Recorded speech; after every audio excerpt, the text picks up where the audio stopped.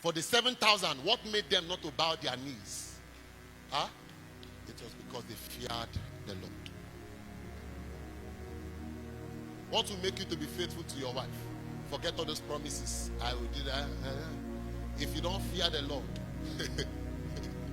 you will eat the garlics of Egypt, and your mouth will be smelling before us. You know what Pharaoh said to Moses in Exodus 8 verse 28? He said, I will allow you that you may serve the Lord your God. Huh? But only do not go far. Serve the Lord, but don't go far. That is the call of Babylon. You will be betwixt Egypt and between the promise. So today you pay your loyalty to darkness. Tomorrow you pay your loyalty to light. That's what the devil wants. Don't go far. Don't go far. Just be at ease in your service. The 7,000 fear the Lord. Imagine if Moses listened to the voice of Pharaoh. You know who Pharaoh is I'm talking about here. Pharaoh is a picture of Satan. You know Pharaoh had a crown. Huh? On the crown was a serpent. Are you hearing me? Pharaoh is a picture of Satan. And that voice is still speaking to them. Serve the Lord, but don't go far. Don't go far in consecration. Don't go far. Don't go far. Say to the person by yourself, where are the 7,000? Talk to the other person, say, where are the 7,000? There are 3 results of Babylon worship. What it will do is that it will weaken your spiritual authority.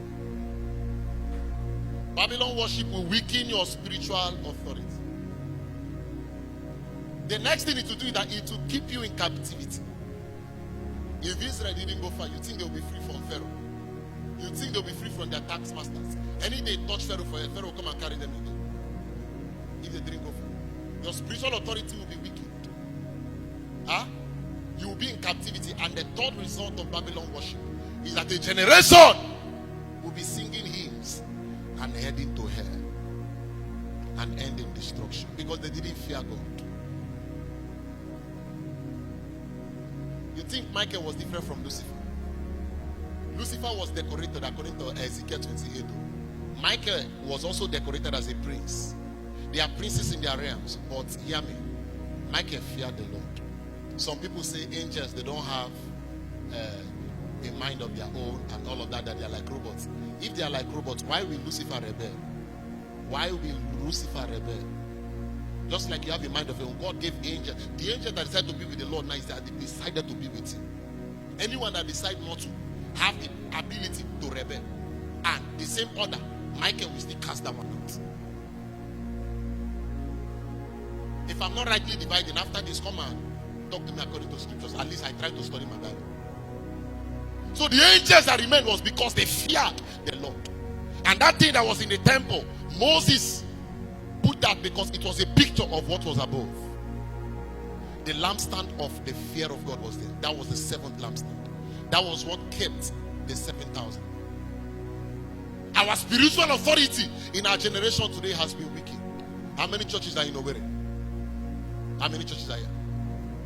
How many churches are in Lagos? But you see what is happening in Nigeria. You see what is happening in Nigeria. We will gather in our thousands and we will pray. We will legislate and nothing will even happen in the realms. It's a problem. Spiritual authority has been weakened. Spiritual authority weakened. Now the church corporately, now the church wishes that a particular man gets to the throne there. Are you hearing me? But it will take the mercy of God now. That the mercy of God that it happens. Because our spiritual authority in other things we are seeing, even that of Boko Haram destruction, different things. We pray it is like God does not answer again. That was what made Gideon begin to, where is the God of my fathers? Where be his miracles? Gideon was asking. And God used 300 out of the men of Gideon to chase the army of a nation. The candlestick, the menorah of the fear of God, the 7th candle, has no oil in the lives of many people today. It was on the 7th day God rested. And if the 7th lamp is not burning, we will not rest. The seed of the bondwoman will keep. A missionary messaged me the other day and told me clearly that, do you know that Zion, Illinois, how many of you know Zion, Illinois? The revival ground of Alexander Dowie, the place that bettered John G. Lake. John Lake was a student of Alexander. Alexander was a miracle man. He began to call himself Elijah. He built a city in America, in Illinois, the city of revival. Every of his followers come and live in that city. Everybody began to live there. You school there. Illinois is like just like Owerri. It's a city in America. But the missionary sent me the message while I was going to Enugu for a program. I said, do you know Illinois has been bought over by Muslims? The city of Zion, they call it Zion City. It has been bought over by Muslims. They are not knocking Alakubadi. Go to UK now. Most of the churches there, glorious churches, gigantic cathedrals, they are museums and they are mosques now. Paul's missionary journey in Asia Minor. When you see that the Bible said that they turned Asia upside down, it's not the Asia you know today, it's Asia Minor. And Asia Minor is Turkey as a nation today. Paul's missionary journey, 99% was in Turkey.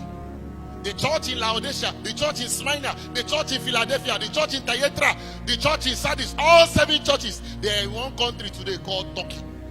Turkey is more Islamic than Saudi Arabia today. Go and find it. After Paul's missionary journey, those guys, they left the substance. They began to chase shadows. They left the temple. They left the holy place. They began to focus on the gates. You know that the difference between focusing in the holy place and focusing on the gates. The gate is the place of visibility. It's a place of beauty. It's a place where you depend on the light of the sun. But the holy place, what gives you light is the menorah. They lost focus. They began to minor in major and major in the minors. And then they didn't know that captivity was coming. And today, all Paul's missionary journey that was in that land of Turkey today has been probably 99% Islamic. Because a lampstand of the fear of God was out. And they didn't take care that they needed to buy oil. Some of you, what will keep you?